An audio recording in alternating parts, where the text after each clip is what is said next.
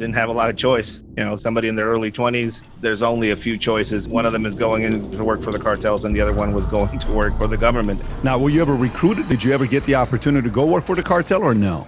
I opted out and went for that police career. I always tell people that I'm a cautionary tale more than anything. So what happens if you say, no, I just want to be straight? What do they do to you? Are you all of a sudden ousted and not trusted? You're ostracized. There are basically small factions within a police group like that.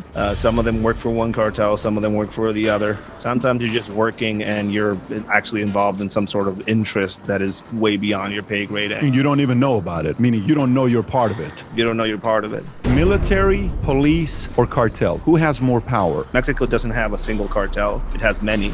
The New Generation Cartel, one of the biggest and growing cartels out there. Sinaloa Cartel, which are rivals of them. How has the cartel made money during COVID? Drugs, of course, human trafficking. And each of these cartels will pay for participation in what they do to different groups. You don't know who to trust, so it's hopeless. And that's a powerful word for you to say, hopeless. That's why I left that job. If you go into somebody's pocket, you're not climbing out. My guest today for over a decade has worked in the fields of counter-narcotics, organized crime investigation, and public safety in northern border region of Mexico. And he's got enough crazy stories to make a 12-series show or documentary on Netflix. We're just trying to get a couple of the stories out today from the one and only Ed Calderon. Ed, thank you for being a guest on Valuetainment. Thank you so much for the invitation. So Ed, how does one wake up in the morning and decide to do what you're doing on a daily basis? Being young and desperate in Mexico during an economic downturn. That's about it. It was. I always tell people that I'm a cautionary tale more than anything. I was in medical school after 9/11, and the economy tanked all over the country. Interesting. Specifically on the border because of the border restrictions. And I didn't have a lot of choice. Somebody in their early 20s, there's only a few choices. One of them is going in to work for the cartels, and the other one was going to work for the government in this new experimental police unit that they wanted to kind of put forward. So I opted out and went for that police career. Now, were you ever recruited? Did you ever get the opportunity to go work for the cartel or no? That was that's a process that happens when you get recruited into police forces. When you're in the when you sign up for this, they do a background check. They do an FBI background check. They look into your financials. They look at who your brothers and sisters are. All this type of stuff. That process begins when you sign up for recruitment. And then when you're inside the academy, every now and then they just start pulling people out of there.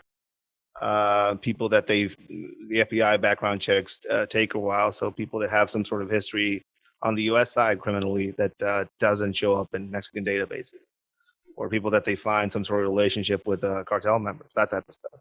So recruiting is you first go to become work for the government, and then the cartel recruits you away from the government to go work for them. So sometimes that's the case. Sometimes they send young people just off the bat, apadrinados, as they call them. Apadrinados means somebody that's paying your way, basically. And that's common even to this day throughout a lot of police forces. People being there, showing up in a brand new Jeep to the recruitment center, which is pretty suspect, or just being inside, making their way through the whole academy process. And when they're active, they just start working for cartel interests from within police forces. A little bit of all of that happened. Some of the older guys working on would offer, hey, you want to work for us? And when you say, what do you mean us? Like us? Like, you know what? That's interesting, but I like being alive, and I also I'm just here to work. That I'm talking about 2004 era. That's a weird transitional time between the old way that things were done in Mexico and then the new drug war that was kicked off by Felipe Calderon. So you saw a massive purge in a lot of police forces, including the one I was a part of. with desperate measures being implemented, like consistently putting agents through polygraph exams, house visits, surprise house visits to all agents involved. And they would go into your bedroom and take a picture of your TV to see if it matches up the TV you had only last visit. And if you had a new one, you would have to explain how much. You gotta be kidding me. No, this is and Well, they're smart for doing that, though. Good for them if they're getting that detailed. it was a plan of it was a control and confidence plan that they had on a national level that didn't work for a simple reason. The higher ups didn't go through that control and confidence plan. That's why you started seeing high level people being arrested only recently that were part of all those efforts to kind of clean up police forces. It worked for a while, and there's a lot of research out there. There's a lot of papers out there talking about some of the only drug war successes on behalf of the Mexican government occurring in places like Baja, where I was really active in. And a lot of that had to do with the implementation of some of these things, like police certification processes coming in from the U.S. There's a international police certification process called CALIA, which is run by American police officers, and we went through it and were certified by that program. It wasn't easy, specifically for a police group in Mexico, to get through it. But they made a really good effort with us to try to keep us on the straight and narrow. The problem in the end was that every 6 years, Mexico goes through a case of self-inflicted amnesia. We're not a two-party system in Mexico. There's a few more parties than that. Mm-hmm. So Felipe Calderon went out. Central kind of leftist came in, and everything was kind of redone.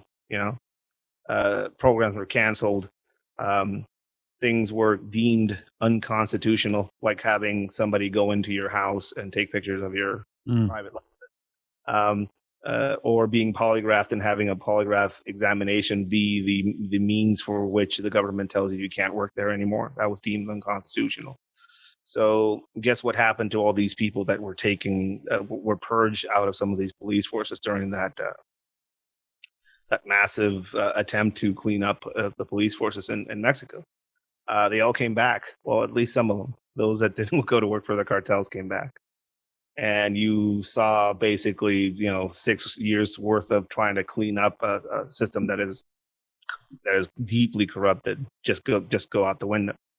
And now all these people are coming back.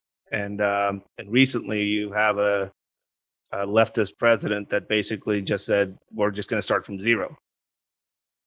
So meaning the National Federal Police is going to stop existing, and all the guys that went into police work as a career path, that doesn't mean anything anymore. You're going to get paid exactly like the field soldier that you're going to be working next with, and off you go, right?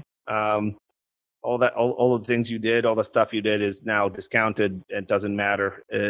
You're kidding me. So all the tenure, everything you did, you're going back to zero, no matter what you've done. Let me ask you, in 2004, when the one guy came up to you and says, do you want to be part of us? Do you want to be part of the team? And he said, no, I just kind of want to do my business. When he says us, he's saying like cartel, right? He's talking about, okay. Yeah. So now the question becomes, I watched a movie, I don't know, 8 years ago, where they're bad cops. And one of the guys who's working with them as a good cop, there's this opportunity for the bad cops to take money, and they tell this guy to take the money, and this good cop turns it down. And he says, no, I'm not going to take the money. I don't remember the exact movie, what it was. So he turns it down, but after turning it down, all of a sudden everybody turned against him.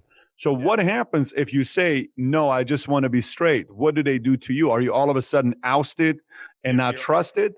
You're ostracized by that whole. I can only imagine that. Yeah, of a group. Now you have to realize these are multi-generational type groups. When I went in there, I was part of the 10th group going through training and then getting inside of that line of work. Got it. Now, mind you, this is not a police academy like the U.S. This is a paramilitary type training plan they had going on with GAFES. GAFES are what the Remember the Zeta cartel, which were former Mexican special forces guys. Mm-hmm. Well, the people that are training us in that academy setting were mostly all GAFE guys. So they were all old school Army SF guys, and training standards and humanitarian type treatment of people was not a thing in training. So I don't know if people out there have seen the old videos of guys running the line and getting AK-47s shot around them to simulate realism. I went through all that, which is completely retarded training. That's how you make somebody blind and deaf, right? It was a very irregular type of training there was basically a very big push to just create bodies to toss at the problem. And you get outside and you have people that are on there for a long time that are in charge, and you could start seeing how each of there are basically small factions within a police group like that. Some of them work for one cartel, some of them work for the other. A few of them are there on a career path, so they try to keep their nose clean on a straight and narrow. And it's you might not be involved in anything, but if somebody 2 or 3 levels higher up is, your actions are going to reflect his actions and his purpose. So I bet it's not as simple as just being approached and getting money. Sometimes you're just working and you're actually involved in some sort of interest that is way beyond your pay grade and you don't even know about it, meaning you don't know you're part of it. You don't know you're part of it. When I got inside, there was a few factions that were pretty interesting to me, as far as people that were there because they had some sort of sense of they wanted to change things. There was a large group of young, very active people that were into the training side of it, that wanted to certify themselves, professionalize themselves. That they really saw the promise of doing something differently. Change for the better, meaning change for the better. Making the job title that we had matter again, and not to be something that is, as it is now, completely vilified. Among the people that were there for that, there was a lieutenant colonel by the name of Leizaola, a legendary figure in the drug wars that happened in the border region.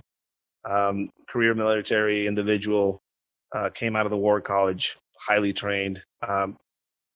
And basically came in as leadership for us. He had a zero tolerance policy, as far as any sort of corruption or any sort of irregularity. And the reason he was very successful in what he did is that he really put a lot of effort in recruitment. He was the first to kind of push forward internal investigation type things for the agents, and to build basically trust amongst the people working there. Is he still alive? He is, after many assassination attempts, many. The last one took the use of his legs. And he's been actively pursuing the office of mayor of Tijuana for the past 2 elections. They're blocking him anyway. The powers that be in Tijuana are blocking him, but he's very popular still with the people. He's often quoted as one of the most successful directors of some of this counter-narcotic operations in Mexico. How old is he? I think he's probably nearing his 60s now. Got it. He is, he's exactly what the society needed at that point. There's a tendency internationally and in Mexico to consider the problems that we have in terms of a community policing problem or a national policing problem. The truth of the matter is, this policing matters do not usually involve criminal groups knocking down helicopters out of the air. They don't have to include transnational drug trafficking of a scale that hasn't been seen ever in our history. And it usually doesn't involve having more people disappear in a country and murdered in a country than in all of its history, even including some of the wars. It's an insane concept to kind of grasp. Did you say Julian Leizaola? Yeah, Julian Leizaola. Leizaola. Leizaola. I'm looking at it right now. Controversial ex-soldier and police chief whose candidacy made headlines across Mexico. With 99% of ballots, Gonzalez was ahead by 152,000 compared to Leizola's 124,000. Ed, who's stronger in Mexico? Military, police, or cartel? Who has more power? The military is behind all power in Mexico. That's my belief. As far as political power, as far as the military industrial complex, and as far as the weaponry and who gets to have weapons and what police forces get armed and what police forces don't. The military is a pretty powerful, it's a pretty powerful entity in Mexico. Bigger more than cartel. I'd say they're in depending on what you mean as far as power. You mean control all over the region of of Mexico? I guess the part is does the cartel, most movies when you watch them, you see cops are bad cops. You don't see bad soldiers. You see more bad cops than you see bad soldiers. When you watch them, is there where the cartel and El Chapo type of a person there, Rafa Quintero, can call and say, hey, tell your people to kind of calm down and get out of here because they're making my life hard, or else ... Is there any relationship like that with cops and military? I mean, we just had the release of General Cienfuegos, who was a high-level operator of the past administration in Mexico under Enrique Peña Nieto, and he was basically accused and recorded talking to cartel members about operations in central Mexico. A little bit of Beltran Leiva, which was a offshoot of Sinaloa cartel that became a very deep rival of El Chapo. So the military has many cases of corruption, and you could see a shift in confidence as far as U.S. and Mexico military ties. During the Felipe Calderon administration, they started shifting kind of all tip of the spear operations over to the Mexican Marines. The Mexican Marines were the ones that show up in the video in the El Chapo raid. Basically, they shifted over all kind of efforts towards them because they saw the Mexican military as compromised. Several instances have happened since then, starting with the Zetas debacle, basically a whole Mexican special forces unit going off and working for a cartel. So you saw a shift with that, but now you've also seen high-level arrest of Marina members protecting Sinaloa cartel guys, or 2 units of fully uniformed Mexican Marines taking part in abduction for ransom schemes. So realistic, I mean, it's only a matter of time when need kind of gets into some of these groups and forces people to work for one side or the other. That's the thing that people need to realize. Mexico doesn't have a single cartel; it has many. The New Generation Cartel, one of the biggest and biggest growing cartels out there. Sinaloa Cartel, which are rivals of them, and each of these cartels will pay for interest or pay for participation in what they do to different groups. So you can go into a town where the state police works for one cartel, the municipal police works for the other, the army works for another, and the Marines work for another, and the National Guard will work for another. So does anybody not work for somebody, which is like the most hated? Is there anybody?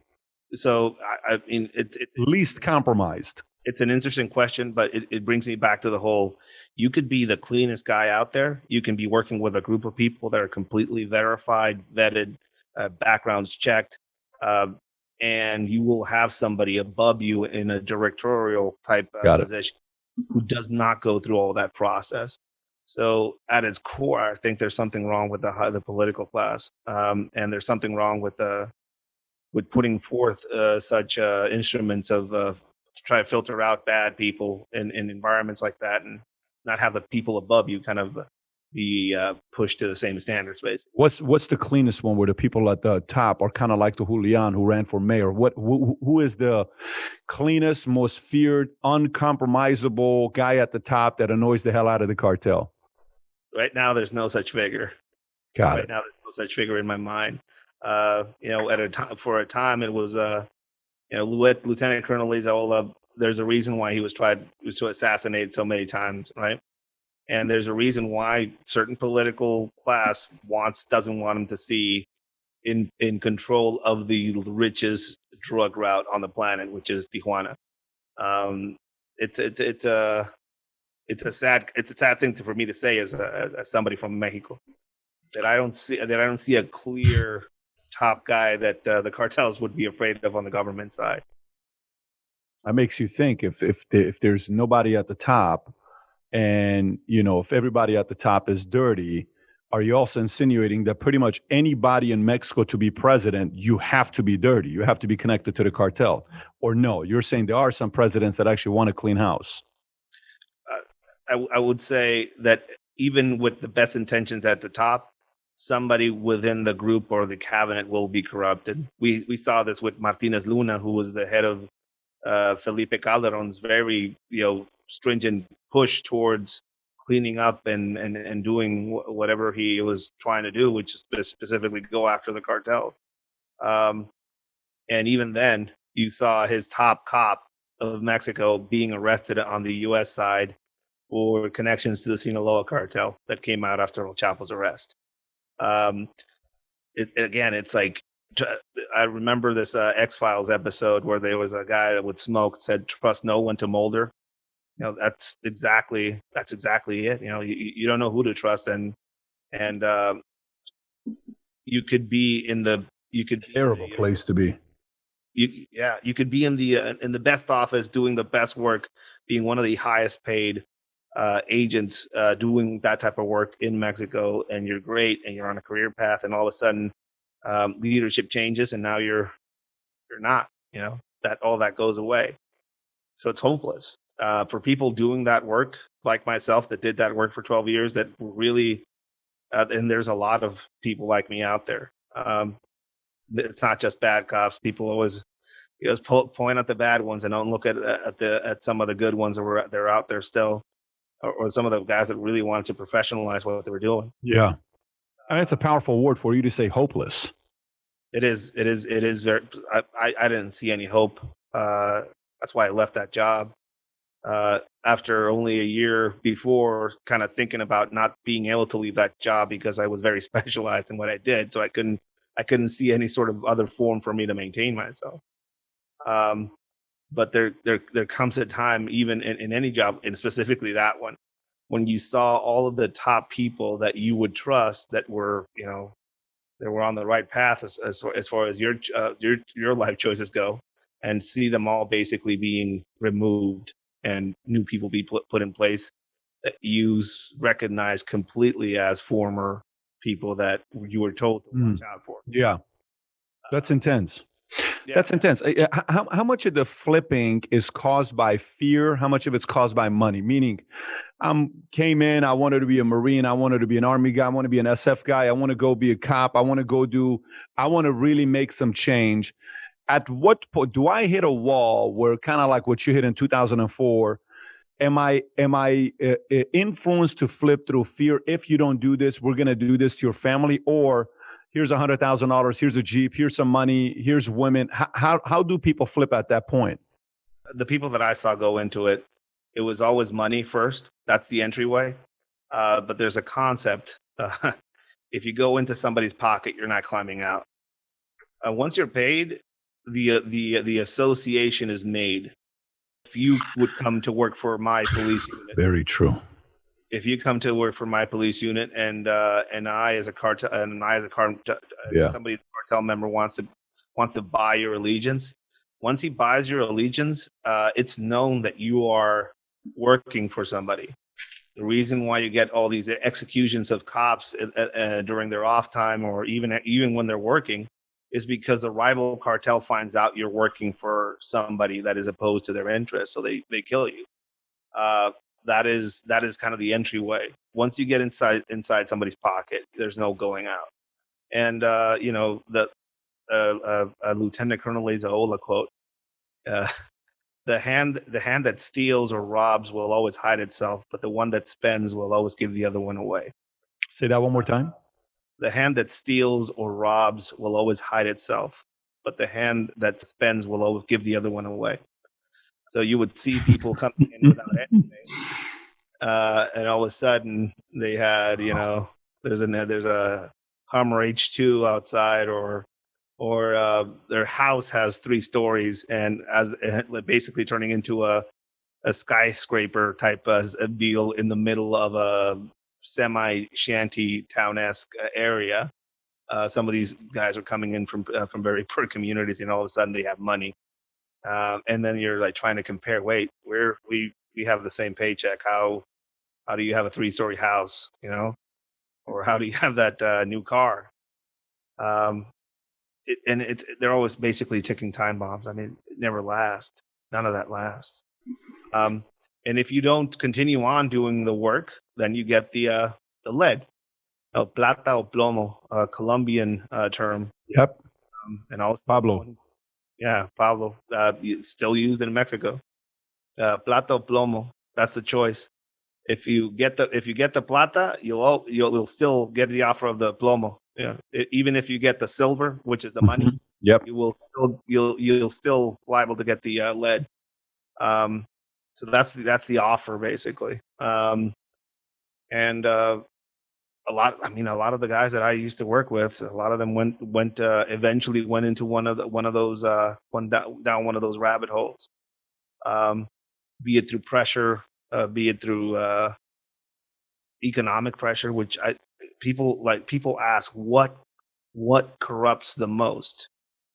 Need corrupts the most. Low paying wages in some places where people work in this type of line of work in Mexico. Social scorn. We would always have this joke that you're probably better off saying you're a male stripper than a cop when you're dating somebody in Mexico. There's less shame in the male stripper part of it, right? Than being a cop. Yeah. So imagine courting somebody down there. And are you married, or are you married with kids, or no? Not. I used to be married, not anymore. Got it. Did you ever use that line yourself? Did you tell your wife, your ex-wife, "Hey, I'm a male stripper here in Mexico"? Usually it's work for the government, and then they slowly kind of figure it out. And if they don't run when they figure it out, that's a good sign. But it was hard for people to stick around, specifically when you were gone for months on end. I bet. It's a pretty bad lifestyle. And what's the craziest thing you've seen? I mean, with your life, what I mean, stuff that you can share. Obviously, some of the stuff I understand, it's stuff you can't share. But what did the life look like for the 12 years? I think you said 12 years you were in. What did it look like for the 12 years that you were in? What were some of the ugliest things you saw on a day-to-day basis? I think like a moment, what people have moments in their life when they just figure out how crazy things might be in their time and space. I was involved in I was called in for a situation that happened at the Tijuana prison, a major riot happening inside of the Tijuana prison. And if people want to know what the Tijuana prison is like, or was like, there was a movie called Get the Gringo by Mel Gibson, which depicts a fictional version of what that prison was like. It used to have whole families living in it. It used to have armed prisoners inside, basically guarding their criminal nest. It was a pretty bad place. It was cleaned up, but still, gangs inside of it controlled certain aspects of it. Giant, massive riot happens within it. Some of the inmates disarm the security forces on the inside, raid armories, start beheading people. It was an insane scenario. The prison itself is in the middle of a large population center in Tijuana, which is a big mistake, but that's how Mexico is. We just we do things live. As the riot is going on inside of the prison, there's also a riot of the family members outside. So it's explosive. I am about to sit down for dinner after being moved from the operational group I was with, where we would react to things like this. I was about to start a job as a bodyguard for a politician, and all of a sudden all of us get the that bat signal call, right? So I get there, I kind of walk around trying to figure out who's in charge, and then I quickly realize there's nobody in charge. There's the army's there, the municipal police is there. The director of the municipal police is on one end telling them they're using non-lethal rounds on the outside, and on the other end there's people with army people with military rifles shooting live rounds into the prison. Um, so it's a pretty insane and hectic situation. Um, everything everything there just starts getting completely insane as soon as it goes dark. Um, I'm trying to figure out basically who to join up with, and eventually, amongst a crowd of people, we start kind of recognizing each other, and we all start kind of agglomerating into a single group to try and figure out how to best gain entry into the prison system, into the prison courtyard to make entry, and amongst all these people, of course, there's Lieutenant Colonel Lazola kind of taking control of everything. It was probably one of the scariest, nightmarish places that I've ever seen in my life.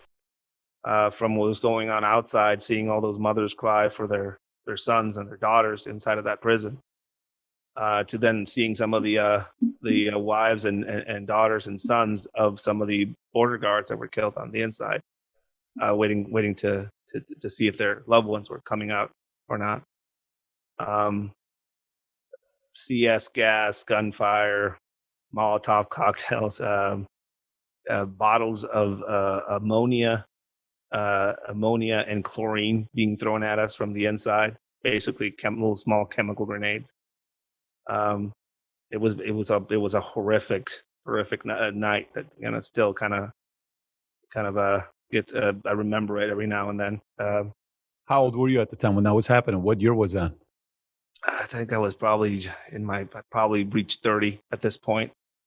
I can't remember exactly what year it was, but I was in my 30s.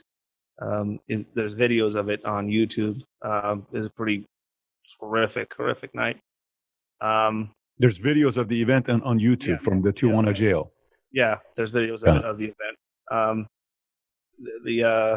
When you remember things like that, you kind of sometimes certain details kind of bring that memory back. I was in Portland a few months ago during day 101 of the riots in Portland. Mm-hmm. And I was standing amongst a group of Antifa members, kind of observing what they were doing. And a snack cart rolled through the grouping, handing out Red Bulls and water. And then the state police threw a CS gas canister towards our way. And I was standing there, and everybody was running away. And the CS canister was 5% CS gas, so it basically made your eyes watery and your nose kind of itchy. And I saw the amount of chaos that was happening in this very beautiful community on the U.S. side. And then I remembered what I went through on the Mexican side, and kind of trying to figure out how these both of these moments in my life kind of related. I don't know. It's a weird kind of space to be in right now, seeing the U.S. as far as what it's going through, and how there's true strife in other parts of the world. And that's true. It's crazy you're saying that. I left Iran, my family left Iran to bring us here for a better life, and you left Mexico to come over here for a better life. What do you see with what's taking place here in the U.S. with the madness, especially this last year, with everything going on with election, COVID, Portland, Chicago, L.A., everything that's going on here? What are your thoughts on what's happening to America? Well, I get paid by people, companies, and the government every now and then hires me to show them how to work in environments that are rife with lawlessness, strife, places where you have to take responsibility for your own security. That's my thing, right? I do classes on austere medical management to how to not get into abduction scenarios and what to carry and when you travel, that type of thing. So when I go to places like Portland, Kentucky, Atlanta, when there was a riot, I was in Atlanta when the riots kicked off as well. I'm there to observe and record and see if I can come up with some sort of solution for people moving in environments like that. One thing that surprises me is that I was running away from things like that, and all of a sudden I find myself in a place where these things are kind of slowly kind of producing themselves and manifesting themselves. Um, Things like cancel the police, or disband the police, or whatever. And you're looking at that and seeing places like LA where people would just walk in with a shopping bag and just fill their bags up and leave. Seeing certain counties up in Portland that have no police at all. Something happens, and then some of those environments, there are no police come. Seeing how that's what people want to push towards. When I come from a place where, the Sinaloa cartel beat the military in Culiacan, you want to talk about canceling the police. That's right. It's amazing to me, and it's also amazing. Again, being an immigrant. You're from Iran. You can kind of share the same point of view. How you arrive to a place where things are different in good ways and in bad ways. I'm not saying everything's great, but the good ways it is, you see people complaining about some of those good ways because that's where they grew up with, or that's what it's been there. Every now and then I have to knock a few Americans in the mouth and tell them, you bathe every day in drinkable water, and you flush a toilet with potable water. So maybe not having romaine lettuce in the market and complaining to the manager about it might not be the best thing to do with your energy. Speaking to other immigrants as myself to this country, I met a very old school probably in the 60s, just became an American Vietnamese man. Very conservative in his views. His sons are not so much the same way. He was asking me about my political views, and I told him, I just want the freedom to. I just want the opportunities which I already have. Which I came to this country without anything.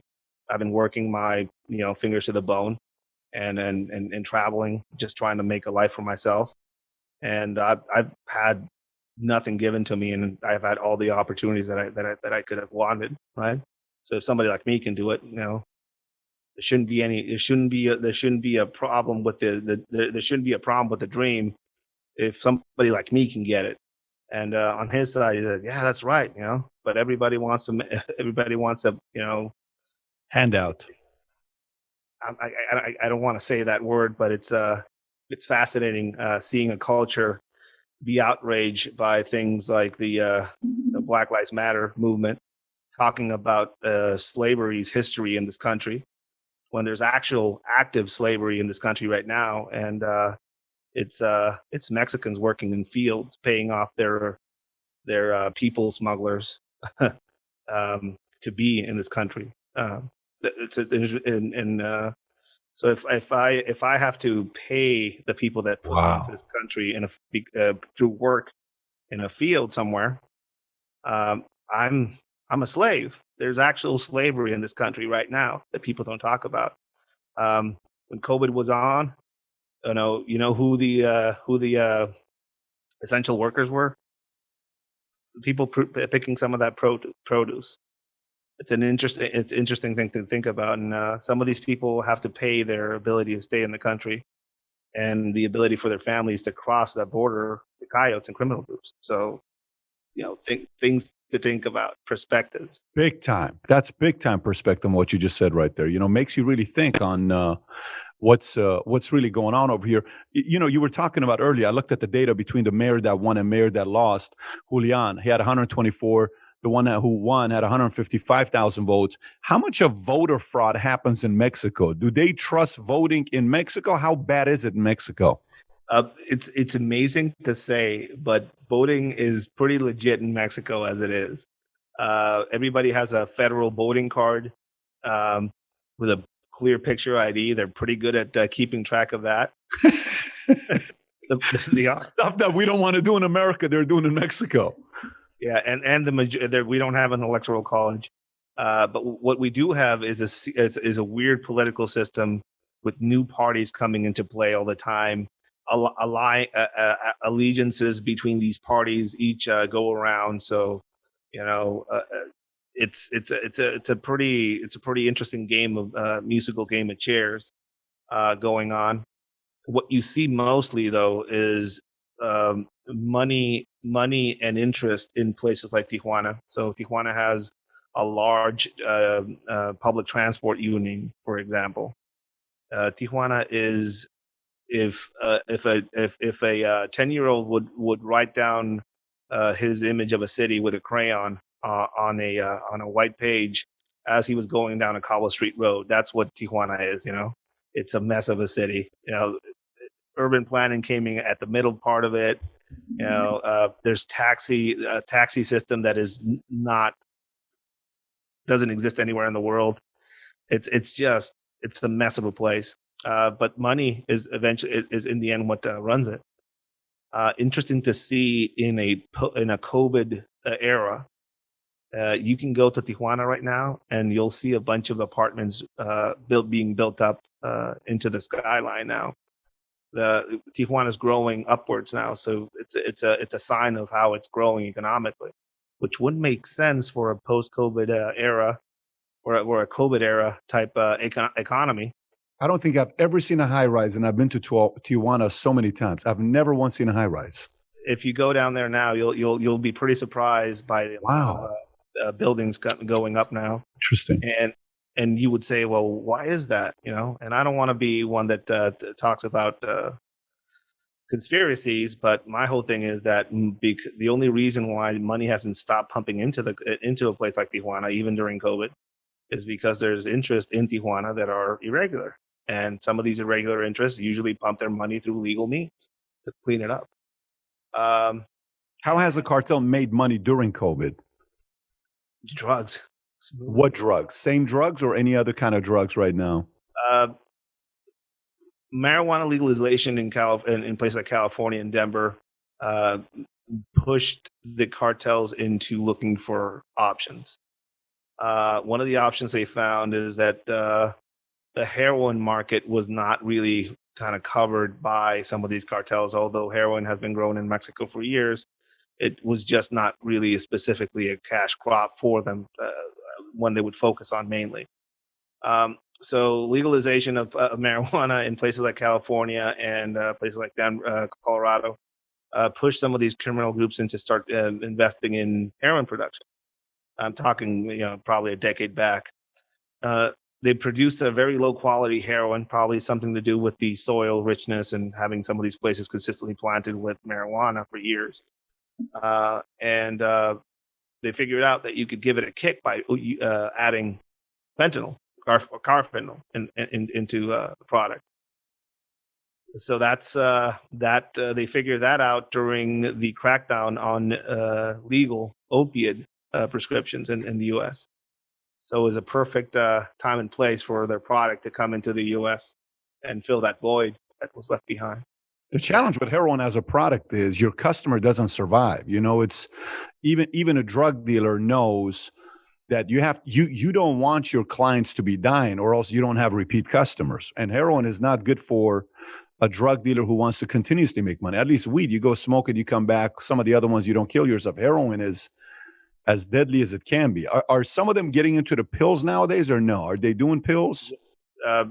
Heroin, methamphetamine of a quality and purity that is sure is industrial. Yep. That's their thing. Cocaine coming in from South America through Mexican cartel hands is still a thing for people that are wondering. But I think the move right now for a lot of these groups is going into bogus or fake pain medication, which is just basically fentanyl or carfentanil being pumped into the consumer heroin market, US side, in pill form. There's recently been a few large busts in Mexico related to the New Generation cartel, where they found a bunch of industrial new pill presses to fabricate pills, and this has been happening for a while now. But they're putting more effort into that now. I had Hector Bayareza on recently, and he's the one from the show, I think The Last Narc, that came out, I think, on Amazon. I don't know if you're familiar with Hector. And him and I were having a conversation together a few weeks ago, and we talked about Rafa Quintero, who Rafa came out and, there's an old interview of Rafa, how confident he is. He's got the swagger, good looking. I'm sure you've seen that video because it's been in many different music videos. And then you see the new one that's saying, I'm not as powerful. I don't have any money. I'm poor. People are taking care of me. And there's a lot of different, not necessarily conspiracy stories where some say this guy is so powerful that he's playing weak. And some are saying, no, he's actually very poor. What do you know about the power and the influence of Rafa Caro Quintero? He's active.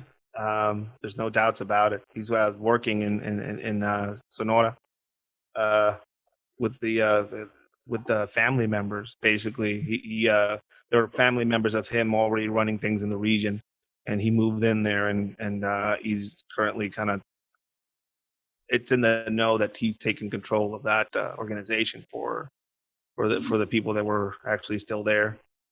Rafael Caro Quintero has been in the game since it started. He's one of two people that originally, started some of this stuff. Mm-hmm. Still there. Interesting to see that he is at the top of the list for U.S. interests as far as drug kingpins in Mexico. When it's widely known by most Mexicans that the head of the Sinaloa cartel, El Mayo Zambada, is probably, the oldest, most active, and most in control individuals in all of Mexico right now when it comes to some of these activities. But somehow he's not at the top of the list. Caro Quintero, he's the quintessential narco, swagger, the way he would dress, all the expenses he would go through, the ranches, all that stuff. Yeah, that's where a lot of that culture comes from. That prototype of an individual. That's where a lot of it comes from. Is he a feared guy, or is he a respected guy, or is he both? He's both. He's both. He's a folk hero, just like El Chapo, just like El Mayo Zambada, just like all of these names out there. They're in their communities and in the popular culture. They're folk heroes. Interesting to see things like Netflix building shows around some of these people, how they, inadvertently have made a whole generation of people know the names, know them, and humanize who they are and what they do. And you have a lot of kids that were my age when I was coming up, seeing the validity of going into that type of life, maybe, of wanting to set a name for yourself in that way. It's fascinating how they've normalized it in a way. They've normalized the culture, the lingo, the who's who, and kind of this is just how things are, I mean, in a way, the show is educating people about the business model. It's educating you and turning them in a hero. You're almost rooting for the bad guy. It's a weird thing that happens when you're watching these things. Even when you were watching Pablo, Steve Murphy is a good friend of mine, the DEA agent, and Javier Pena. Steve was just here, I think, a few days ago. He was here with us last week, and we did an interview with him a couple of years ago, Who Killed Pablo Escobar, and they got a few million views, and they did the whole narc on him. And one of the things he didn't like about the show, Narcos, is the fact that you liked him. You're like, they showed him in a positive way where you're kind of like, this Pablo guy's a genius. The Pablo guy's a visionary. You kind of, it inspired a lot of kids to say, I want to be like him when I grow up, type of thing, maybe in a different space. But going back to a Rafa Quintero or some of these other guys that are out there right now, what needs to happen for this to come to an end? Meaning, who wants it to stop? Who doesn't want it to stop? Because there's different motives. And which of these two is more powerful? The ones that want to stop versus the ones that don't want it to stop? Who has more power? Well, I could start with uh, two of the biggest, two maybe three of the biggest products that the Mexican cartels make their money off of.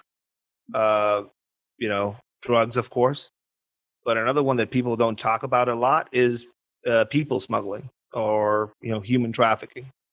Um, they make a lot of money off human trafficking and taxing people even after they have gone across the border and utilizing some of these people as indentured servants, from sex trafficking, which is a common thing, to running local drug markets in Mexico. People don't kind of figure that part of the equation out. It's not just cartels moving drugs into the US. They also run local drug markets and make them a lot of money. Uh, so that is another issue. And then realize that all of these substances, and the fellow businesses that they run around trafficking drugs across the border, like people smuggling, like contrabanding and putting money into businesses that are necessarily legal, but now they have the illegal money go into legal money. Mm-hmm, mm-hmm. All of that is fueled by a large country like China. What I mean by this is that there's no way that drugs can sell heroin laced fentanyl laced with heroin to the States without the ability to procure and fabricate fentanyl. And all of that comes from China. All of it comes from China, and there's no way they can get anything out of China without Chinese state knowing about it. I mean, it's not Chinese triads working with the cartels, taking barrels of of fentanyl into Mexico, or meth precursors. That's not how it works. That's not how anything works in China. So you clearly see a big influence in regards to fabrication, in regards to precursors, and in regards to things like fentanyl being still available for groups that were on the Pacific side of the Mexican continent during COVID, in control of ports. Fentanyl was still available to them even during COVID lockdown. So that's something that people should kind of look into. Like, why was that a thing? Then you see this component of China probably being involved in a way, fostering some of these groups in their production. Now, that's not conspiratorial. There's a lot of studies, and a lot of people have gone to China to see where some of these chemicals are produced. And it's What's the motive? It can't just be money. What's the bigger motive? It can't just be money. if I mean, I think it's regional destabilization is what I think the motive might be. Another motive might be the fact that Mexico has a lot of resources. Mexico might be the next Africa for the Chinese interest as far as their expansionism. They want some of the resources in Mexico. So it's not out of the realm of possibilities to say that that's one of the reasons why you see, and you've already seen, things like illegal iron ore mined by Chinese companies in Mexico. That's happened, right? So it's not out of the realm of possibility to say that they have their eyes on Mexico as a means of expansion. Now, is the difference between Mexico and Africa? I can see Africa. I can see why a lot of people target Africa, but Mexico. Is there any motive from China, Mexico, because it's bordering the U.S. border? And yes, I mean, I'd say yes. I mean, there was a clear void made by the U.S. in Mexico at the start of the Trump administration. Trump announced a series of bringing jobs back to the U.S., and a lot of U.S. plants moved their operations out of Mexico and back to the U.S. This was done with a lot of political jargon behind it, by Trump to kind of make America great again, and America first type thing. But in a way, I think people thought it was his way of punishing Mexico for being as permissive as they were with their borders, and allowing people to move through the border or something. But then you kind of see this whole all of the void left by those U.S. companies was filled by Chinese companies. Most of those interests that were left behind by the U.S. and Mexico were immediately filled up by Chinese interests. And you see a clear influence in things as simple as going into an open air market in Mexico City and seeing a bunch of Chinese-made products all over the place, even bootleg stuff that shouldn't be legally allowed to be sold, but it's sold in informal commerce all over Mexico.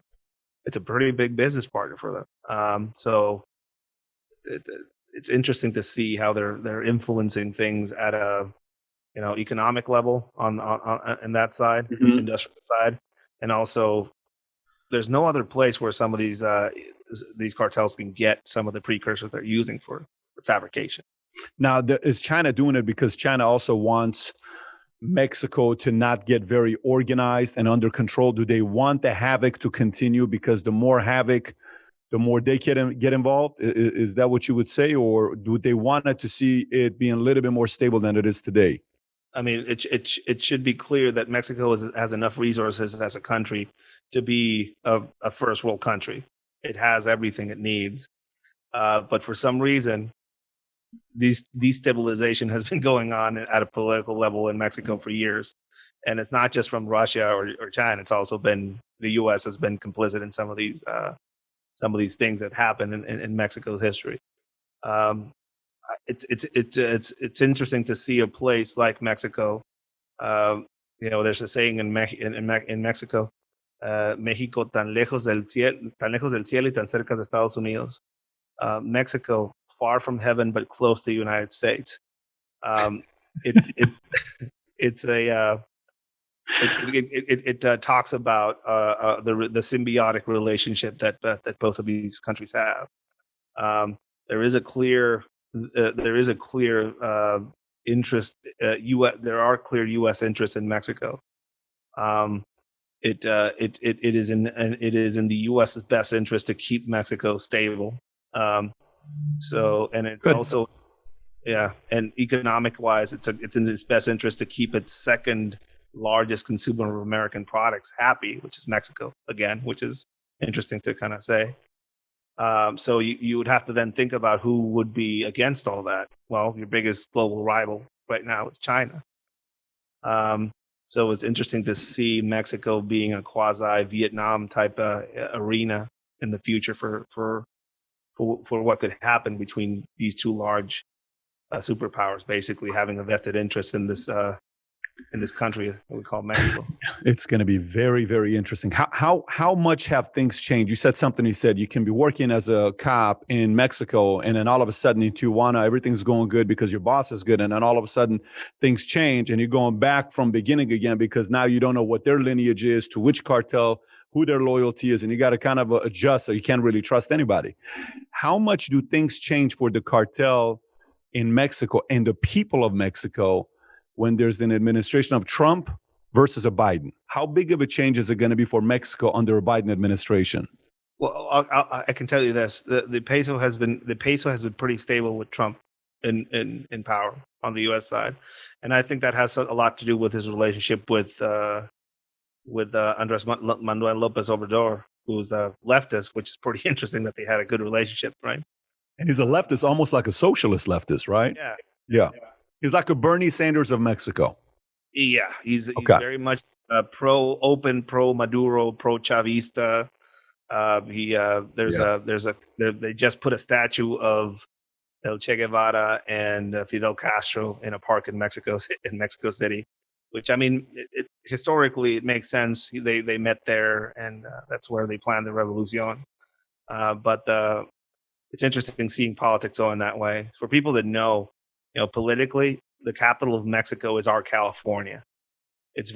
Mexico City is very to the left, and it's what's pulling interest right now. You usually see the conservative side of Mexico to the north in places like Baja or Monterrey. That's where, or Guanajuato traditionally was very conservative as well.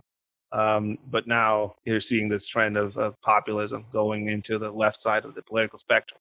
People obviously just sick of of drug war that was started by the conservatives, was fostered then by some of the central leftist guys, and then now the left has taken it and just turned it into a amnesty type relationship with cartels, and talking about hugs, not gunshots, as a counter cartel effort in policy. Um, How is politically, how is Michoacan or Jalisco? How different are they? Are they conservative? Are they more liberal? Are they in the middle? Where are they at? Most of Mexico is Catholic, so very conservative. But with people are just sick, right? They're sick of how things are. So you see somebody at the extreme of the political spectrum, like Andres Manuel Lopez Obrador, who's like completely outside of anything anybody would have voted for 6 years, 7, 8 years ago. And that's desperation. They bet on him basically, and he won by a long stretch, longest stretch that anybody's ever won it in a while. But it's been two of our most horrific years as far as violence goes in Mexico. You can see the COVID epidemic handling by this administration has been pretty dire. What's going to happen with Biden? How's Biden going to influence? You just said Mexico peso stays stable. It's pretty solid. He was even able to make it work with the president of Mexico. But what's going to happen with Biden? Well, last time we had Obama, you saw debacles like the Fast and the Furious, which again is, people say it was inherited by the past administration, but it was very fostered by that administration. During the Obama administration, the economy was in and out down in Mexico, and we saw an influx of immigrants coming in from all over, going through the country and shifting things in a lot of ways. And I witnessed some of this. The whole children just arriving by the busful on the border. That was pretty, interesting and surreal. But main thing is that you saw the clear proliferation and growth of a single cartel in Mexico, was the Sinaloa cartel, and you saw a lot of weapons handed by the Americans let walked across the U.S. border, and nobody was informed on the Mexican side of these guns all of a sudden showing up in places like the places where I worked, where all of a sudden you were seeing cartel guys carrying around 50 cals. Or FN-57 pistols that go through soft body armor. It was debilitatingly, humiliating for a lot of Mexicans witnessing that type of policy being implemented to a neighbor, right? I think that started fostering what we're still kind of going through as far as anti-Americanism in Mexico. And I don't know what it's going to look like in a Biden era. I know that permissive drug policies on the U.S. side usually mean growth for cartels on the Mexican side. So, places like Oregon that just legalize everything. That's right. It's basically going to be a giant economic boost for the cartel that runs drugs into that area, because now they have a bigger market. So every time you see a shift into a permissive environment in places like U.S., you'll see a shift and or a growth. California legalizes pot. Well, cartels move people theirs into California to grow pot illegally in public lands. And then you see them go into the legal market as well in certain ways. And they still pump in illegal weed from Mexico into the U.S., mix it with some of the California stuff and sell it. So, and also that freed up their fields on the Mexican side so they can grow heroin. So, again, it's a weird kind of back and forth. Full legalization, I don't think is going to work for cutting some of these problems in places like Mexico. And Mexico is on the verge of legalizing weed. Is that a good thing or a bad thing for the cartel? There's no way you can have a giant weed grow in Mexico without paying off the cartel for protection, although they'll just run in there and steal your plants, which Got it. leads me to believe that they have some sort of involvement already in the growth, taxation, and protection of said Makes field. sense. That makes a lot of sense because you got to go through them. Because you got to go through 'em. Is it a similar model to the Italian mob in New York and Philadelphia and how they ran it, where we offer you protection, you give us 20% of whatever profits you make. If you lie, we take you out. Is it a similar model like that, or a little bit more vicious? Because at least one of the things about the Italian mob was, if you respected them, they respected you. You know, they didn't bother you. They had certain code they lived by. Or would you say the cartel is a lot more vicious than the Italian mob? They're a lot more vicious. They're a lot more overt. They are not afraid of the government. So in some of these ways, they might differ. What usually happens is they call it cobro de piso, or basically paying for the floor. It's a taxation thing, and that's another big money influx into cartels all over Mexico, paid for protection or extortion. So you get it. Basically, you'll set up a grow field somewhere down there. This may or may not be the story of somebody that I already talked to about it, because they set up a grow down there and they were surprised by this. They set up a grow somewhere where it's very beautiful, and that's where you would want to grow something like this. And they were immediately approached by somebody who was a lawyer representing some sort of interest, and basically selling them on the fact that if you want to grow anything here, you're going to have to pay a tax. And we're going to have people come in to evaluate what that tax is going to be. So you say, oh, you mean your government tax? No, piso, right? It gets complicated when this happens. It gets complicated when the cartel ruling that region gets into a fight with another cartel who might want to rule that region. So if I'm coming into your territory, all the people that are paying you for protection, I'm going to burn their stuff. I'm going to harass them. I'm going to steal their pot fields. And that's going to lead into a wider conflict, which again, it's another thing that's fueling conflict out there. There you go. So, it's ongoing. It's nonstop. Yeah. Nonstop. I want to show you a video here, and I want to get your reaction, because I learned a lot about, the military, cops, cartel, who's got more power. This is a video of El Chapo's son getting arrested. You've seen this before when he's coming in, a woman comes out. But I want to get your reaction from it and just kind of see what you're saying about this when you see this. Let me pull this up. Here we go. Okay. So that's a federal police unit from Mexico. They're doing recording on their camera helmet cams, and that video feed is actually going live into Mexico somewhere. That usually runs some of these operations remotely as well. That is not the people that you would take to arrest a high value target like El Chapo's son. That is not who you would take, you're saying? No, that is not who you would take. So why are they there? Because they completely found this guy by surprise, and they are just basically on a patrol. They decide to raid this house that apparently had people armed in there, and they find this high value target in the form of El Chapo's son. You can see them behind. You can see him hand something to a man behind him in a bit. Yep, the man behind him right there. Yep.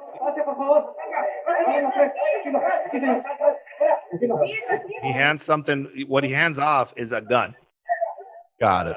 Probably a gun that he hands out behind, which is, again, if somebody has a gun on them, he's going to get shot. You see all the rifles they're carrying? Yep. No optics on them. These guys are patrol guys. They're not the guys that you would send for an operation like this. They don't have any equipment. They don't have suppressors on their guns. They don't have any optics. So they're not a top tier group that you would send after somebody like this. How come they're not afraid? How come they're not being, fearful? They're not afraid. They seem pretty confident. They're pushing around. They're not. If it was me there, everybody would be zip tied on the ground. But they're taking very special precautions to not treat anybody badly. They're very, very specific precautions to not hurt anybody. And that is all indications of fear. And they know exactly what they're in for if anybody finds out what they're doing. And of course, everybody found out what they were doing. That's why they had the whole Sinaloa cartel surround the city to rescue them. So what happened after this? What happened after this while we're watching this? you would never allow somebody like that to have a phone and keep calling somebody on the phone. Got it. Right. So from your perspective, it shows that they're so respectful of them that they're letting them make a phone call. Versus you and your division, you would have him on the ground, and his hands would be handcuffed and tied up. Anybody that went through the training that I had, and a lot of the training was from U.S. sourced, would have everybody on the ground, and we would have a very superior force there if we were going after somebody like that. It's interesting to see that they took all these precautions and all this. They let him have all this leeway, and that is because they knew exactly what they were in for. When it comes to having somebody of that high nature that you just found, you're kind of hands off. That means that it's complete surprise. So there was no planning, there was no operation to get him. It was pure luck that they found this individual there. They get orders to send him to a secure location in a federal building in Sinaloa and Culiacan, the capital. And that's when the whole of the Sinaloa cartel criminal organization arms up every single male member of their organization in the region. And they start driving and pumping in from all sorts of places, far and wide. A massive congregation of armed men and armored vehicles, 50 caliber, support technicals, basically, as they call them, tied to the back of trucks, anti-aircraft capabilities active across the city to avoid any sort of incursion by military forces via helicopter to try and extract El Chapo's son. And they surrounded the barracks where the family members of the military would stay in the state, basically taking them hostages. And there's a bunch of videos out there. I posted up some on my Instagram account when it happened, of the cartels basically surrounding military forces and then having them shake hands in agreement that they were not going to move on anybody. You saw this massive event, and they let him go. And the president came out and said they let him go to avoid further bloodshed. But most of the people involved in that I talked to said that they let him go because they got the order from the people there to let him go. Right. When you say they got the order from the people to let him go, who are the people to let him go? Government or El Chapo's people? The government people there did not want to give up their lives for individuals. So. Who's more powerful, El Chapo's family or Rafa Quintero? I think right now it's a regional thing. Some of them control different regions. Some of them control different drug routes.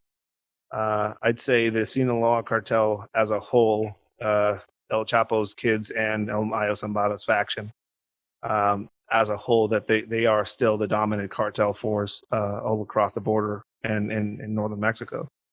I'd say for a rival, you have to look at New Generation Cartel, run by a former Mexican police officer, Nemesio Ceguera Cervantes. That he is poised. He's poised to be the next the top guy. Former Mexican police officer. Former Mexican police officer was in and out of the system on the U.S. side. Wow. For trafficking. Same feared and respected guy like Rafa, or Nemesio has a way more of a high profile as far as fear. He's respected and feared. He has a expansionistic kind of approach to the way that his cartels are moving in the country. Interesting. More militaristic, basically. He's had the training. I mean, he's got all the training to be able to use some of that training. He not only has the training, but he also is very widely known in Mexico as an importer of talent. There's been testing fields for things like drone bombs and improvised mortar explosive systems that you would see in places you would see in use by the IRA during the Troubles. So he's obviously bringing in people from probably Colombian FARC, ex-Colombian FARC people that are aware of guerrilla tactics and warfare to, I don't know, I wouldn't be surprised if I'd see some people from the former IRA members probably assisting and or adding into the knowledge base. So you're seeing that. You're seeing rumors of military type training camps run by former U.S. SF guys, which is, I've never been able to confirm any of it, but there's rumors of Americans basically working down there and training them. Wow. You see elements of that in how they carry their gear, how they set up rifles and stuff like that. I've seen a few things that I then share with some of my counterparts on the U.S. side, and they're like surprised by the level of detail that they have. He has a big push to recruit former military, former police into his forces. So he's a visionary type of guy. He's got a vision. He has a vision. I think he's poised to be the next. The new generation cartel is poised to be the next dominant cartel in Mexico. Is there a possibility of one of these guys eventually being the president of Mexico? That's not possible. Like, how Pablo wanted to be president. Is there one of these guys that wants to say, what Pablo couldn't do, I'm going to end up doing? I think they have the possibility to put somebody in the presidency that's completely compromised. Yes. But not themselves. Like this person you're talking about, not him. He couldn't pull it off. So one of the main arguments against naming cartels in Mexico a terrorist organization is the inability of people to explain what their political motivations are. So that's kind of a classic element that you have to add into a terrorist organization. Cartels don't seemingly have political inclinations and or motives, but political killings are rampant all over Mexico. So it's clear that some of these criminal groups do want somebody to be elected. So it's a lot of it, mainly money, freedom, power, and that's it. Is that kind of just their play? That's the vision. Let me see how much money I can collect, or is there something bigger than money? Most of the guys that make it a long time, El Chapo had a lot of this, and El Chapo wasn't the guy that the U.S. government kind of painted him out to be. El Chapo Guzman was painted out to be the head of the Sinaloa cartel organization by the U.S. government, and he was not. He was probably number 2 or number 3 in the big scale of things, and he wasn't the man. He wasn't the head guy. It's always been El Mayo Zambada, El Chapo's basically compadre. But again, it's a weird kind of thing to see how he's not he's put in that realm. Is that a known thing? Is that a known thing amongst the people? It's a known thing amongst people. It's a thing that's been coming out more and more after El Mayo Zambada's son wrote a book called El Traidor that is out there. Highly recommend you check that book out. He talks a little bit about this, it's weird how they focused on just El Chapo as kind of a focal point, and it probably has a lot to do with how he embarrassed the Mexican government by escaping from prison so many times and exposing the corruption within it. He was a bigger than life individual. I think you're seeing a shift now, and you see shadowy ghost figures like Nemesio Ceguera, El Mencho. He's a different character. Rarely appears in pictures. I mean, there's only a few pictures of him out there. He doesn't do interviews. He doesn't go on. He's not one of those guys. So he kind of like melds into the background. So he's a different guy now. Meyer Lansky type of guy. Are you familiar with Meyer Lansky? Meyer Lansky was the one of the 4 mobsters with Ben Siegel, with Lucky Luciano, with Frank Costello, and Meyer Lansky was the guy that ran Cuba, and eventually he was ousted because he had a nice hotel business. He was known for being a billionaire, rich guy. And he's like, I'm just a regular guy, but he didn't want any attention. It was very quiet, but he didn't like the camera. He didn't want any of the camera, but people knew he had a lot of power. Yeah, he's again, Mexico. It's its own problem. The reason why the U.S. doesn't want to designate these groups as terrorist organizations has more to do with immigration than it has to do with actual. Because they can come here asylum. Is that kind of what you're thinking? Like, Meg, that makes sense. That totally makes sense. And but they fit every single. They tick every box if you kind of look at them. ISIS videos circulated on social media as a weapon, that doesn't come from the Middle East. That comes from narcoblog. That comes from cartel torture videos being circulated before ISIS was a thing online, and then them seeing the power and the value of exporting or transmitting a horrible event that happened somewhere in the woods and Michoacan, and exporting that to their enemies and also just to the general public. That's a terrorist tactic, and they don't seem to be wanted to. You don't see the effort to call them what they are. Ed, how are you able to talk about this stuff? Are you safe? Is anyone coming after you? I mean, does anyone mind you educating the world on this stuff? Because you're getting on many different platforms. You're revealing a lot of different things. Are they happy with you? I'm not the only one talking about these things. There's people like Ana Velochoa, the one that wrote that book. The Traitor. The Traitor. There's who is a legit. She's legit as they come. She's if you want to talk about somebody revealing truths that are dangerous, I'd worry about her more. Got it. I am coming from the perspective of somebody that just worked in that environment and has been then put into the field of kind of observing to then teach about these types of environments. Of course, I'm worried, but I'm not worried about revealing anything that isn't known. Got it.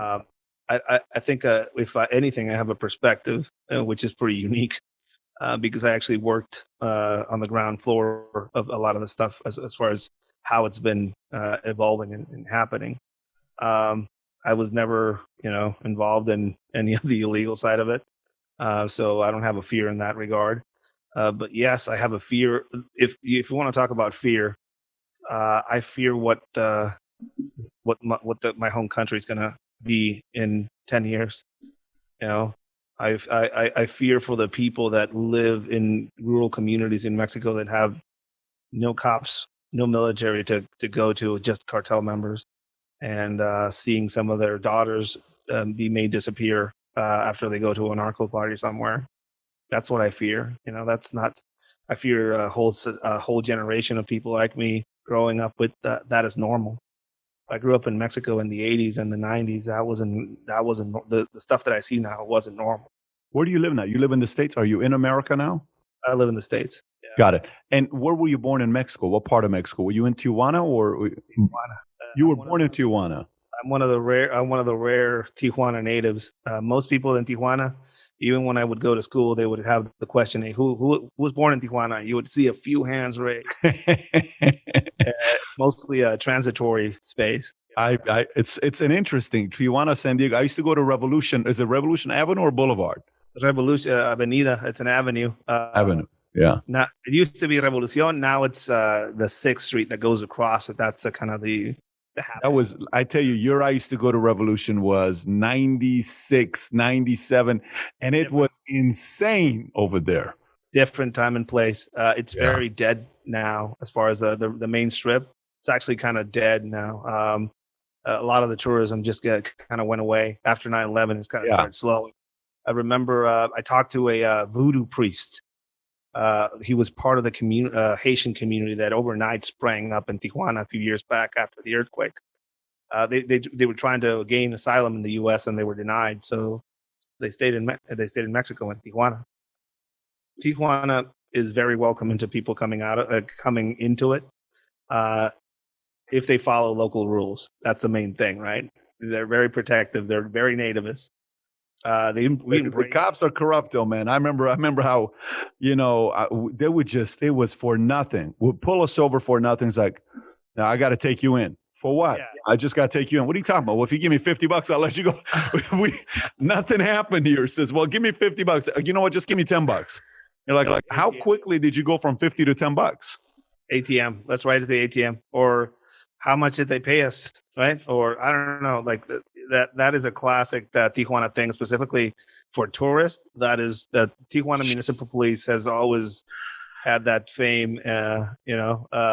It was actually better if you went deeper. If you would go to, is it Mazatlan that has the papas and beer? Who had the papas and beer? I don't know which one. It's a chain. It's everywhere. Yeah, it was. When you would go 5 hours deeper, you were actually a little bit more chill, and the cops were a little bit more friendly. But Tijuana was interesting. If they knew you had money, they're going to come to you. They're going to try to get some kind of money from you.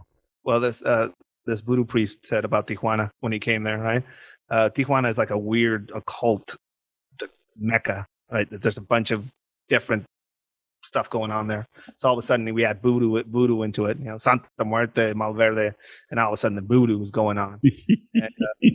And I talked to him about it. It's like, oh, usually in the community that we would move in, voodoo was like, we would come in there was nothing like it. But you guys have all this weird stuff happening here.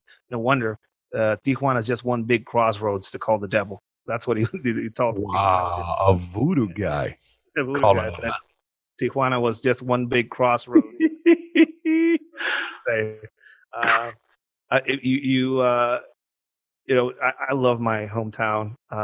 It's one of the, it was a beautiful place to grow up. It was a fun place. It produces some pretty interesting children like myself. And it kills me to see it in some of the top most dangerous cities list on the planet. It definitely has a lot of potential as a city, and it kills me that that this problem is kind of rife within it. I have very good memories of Tijuana, man. I mean, it's the stories that you want to tell to your 22-year-old son one day. You're not probably right now, but later on when he's grown up, you may share some of those stories. And you may journal it when you're 75 years old, but you keep it till you're 75 to share some of those stories. But Ed, I got to tell you, man, I'm looking at my phone. I'm like, how the hell did an hour and a half go by so quickly? I mean, first of all, you're a great storyteller. Number two, your optics, giving it to people who are not in it, and you're giving your perspective. It's so revealing of what you're seeing in the news. Someone like you who is actually in it to tell us gives a lot of insight, and the word you use multiple times, perspective. So I appreciate you for coming out and being a guest. Hopefully, if anything happens in the future as well that we want to get some invite, we'll invite you back and you come back and join us. Definitely. Again, thank you so much for giving me this opportunity to talk about some of these experiences. And there are good people in the fight down there. Just putting it out there. That's good to know. Something tells me that the insurance company I run is 54% Latino, Mexican, and not Mexican, 54% Latino. And we have 17,000 agents. And a lot of them are from Michoacan, Jalisco, Sinaloa, Zacatecas, Oaxaca, Guerrero, all these. They have so much pride about their homeland. It's such a beautiful thing to see. My nanny, Melva, who's been with us now for 10 years, we consider her grandma. I mean, I told her from day one, I said, I don't want you to sing to them in English. I don't want you to talk to my kids in English. I just want you to speak to my kids in Spanish. All my kids, all three of them speak Spanish. I mean, they're pretty much Mexican. They don't even know. They may be half Middle Eastern and white, but they definitely have that Mexican culture in them. They've grown up eating Mexican food from their nanny, but it's a very special culture, special community of people. I love them. They're family to me. And again, thanks for being a guest, Ed. Thank you. So interesting stories, complete different perspective for somebody that was in it and saw what was going on. Military, Marines, SF, cops, cartel, different cartel, Rafa Quintero, El Chapo, the level, the new ones coming out. Very different perspective on what's really going on in Mexico. And then you could tell he loves his country, by the way. We could totally tell you he loves his country. So I'm curious about your thoughts, what you took away from the interview with Ed Calderon. And at the same time, if you enjoyed this interview, you want to know a little bit more about this, I did an interview with The Last Narc documentary, a series called The Last Narc, with the story of Hector Bereles. If you've not watched it, click over here to watch that. And if you've not subscribed, please do so. Thanks for watching, everybody. Take care. Bye-bye.